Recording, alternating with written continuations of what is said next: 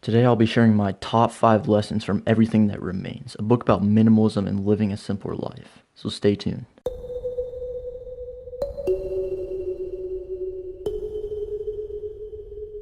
Number 1.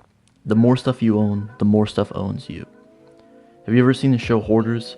It's so easy to criticize those people, and we often see ourselves as polar opposites because we have a neat and tidy house and an organized living space. But what if this dichotomy between hoarders and organizers doesn't exist? What if these are just two sides of the same coin? Joshua Fields Millburn argues, organized is just well-planned hoarding.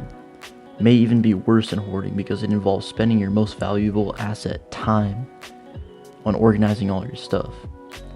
Consumerism ends up controlling our entire life because not only are we spending our extra time organizing our stuff, we also have to work a job to pay for all our stuff, and it's the never-ending cycle of hedonic adaptation, meaning that soon after we purchase something, we get that instant gratification, and then when we return to our baseline level of happiness, we're right back where we started, desiring more stuff that we think will make us happy. It ends up creating a cycle of desire-induced unhappiness, where we're never able to be satisfied with what we have. An interesting quote I heard by Naval Ravikant is, "Desire is a contract that you make with yourself to be unhappy until you get what you want." And the thing about the American dream is that we're in a perpetual state of desire, which may be one of the causes of our mass unhappiness as Americans, or as Western culture in general. The alternative is minimalism. And no, minimalism does not mean that you have to own less than 100 things.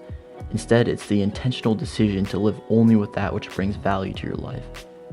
What if this were the preferred track towards happiness rather than the constant desire for an unattainable happiness put onto us by our society, more specifically by advertisements? Number 2, ask, what are you passionate about, not what do you do? Think back to a time when you were at a party or get together and started talking to someone you've never met before. One of the first questions we ask is, what do you do? Seems like a fine question, right? Well, think again.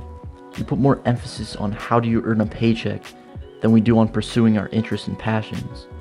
This could be because it's much easier to regurgitate a ready-made answer such as, oh, I'm the regional manager of blank. After all, it's easy to prove you're another cog in the wheel just like everyone else, but to talk about your interests and have deeper conversations about life, society, and the truly important things, whoa, now that might bring you out of your comfort zone. But after all, there's no growth without discomfort. Being a little emotionally uncomfortable at times means growing to new levels that you could never have dreamed of. Do you really want to listen to another boring conversation about where someone works and live the rest of your life in the degrading level of small talk? Or do you want to have meaningful conversations that actually help you grow as a person? So instead of regurgitating the one-sided conversation of how do you make a paycheck, maybe you could ask, what are you passionate about, or what are your interests instead? Number 3, why over how? The how of minimalism is the easy part. Just get rid of all your stuff. It's simple because it's the same for everyone. This does you no good unless you have a solid grounding into the why of being a minimalist. If you skip the why aspect altogether, then there's a good chance that you'll end up right back where you started in a couple of months. The why aspect of minimalism isn't so simple. It's much more individualistic. Minimalism is going to be different for someone who wants to travel the world and live out of a backpack than it is for someone with a family of 4. But what minimalism does for just about everyone is to help you focus on your passions. Maybe it's writing, music, traveling, research, personal development, etc. Free time increases because you'll be spending less time in the cycle of compulsory consumption. Having a passion and a purpose in life is one of the most important prerequisites to growth. In his book, Millburn talked about passion as completely different from excitement. Excitement comes and goes, but true passion is long-term. Have you ever heard the statement, follow your passion? Well, frankly, that's not very good advice because passion isn't followed, it's cultivated. Cultivated with hours and hours of dedicated work and effort. Here are a few questions to get you thinking about the why of minimalism. When did I give so much meaning to material possessions? What is truly important in my life? Why am I discontent? Who is the person I want to become? How will I define my own success? And that brings us to the next point. Number 4. Happiness plus growth plus contribution equals success. You can skip the pursuit of happiness altogether and just be happy. Success isn't about the amount of money in your bank account. Rather, it's about being happy in the present moment, while also striving to grow as a person and contribute to something larger than yourself. Happiness is merely the act of stopping and being grateful for everything around you.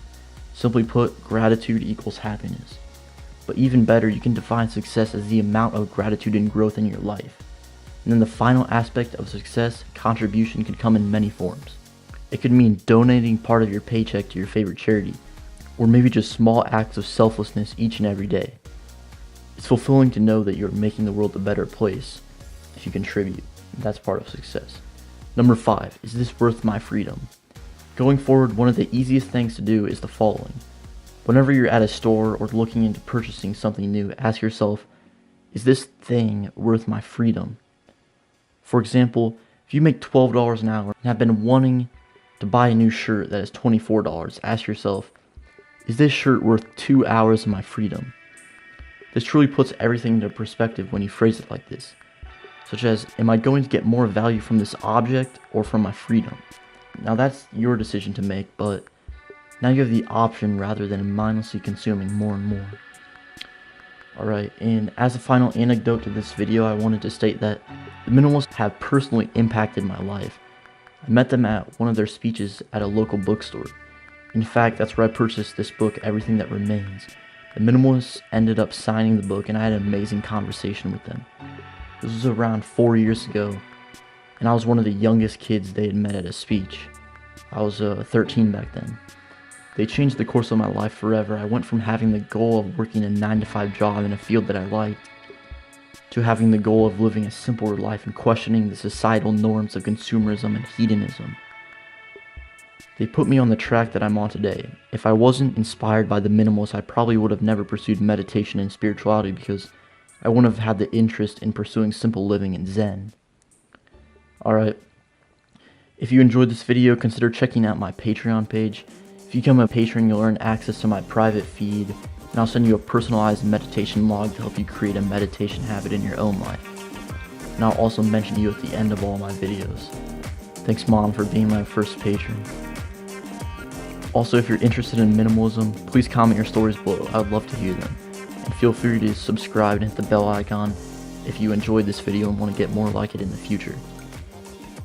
Thanks for watching, and as always, have a mindful rest of your day, everyone.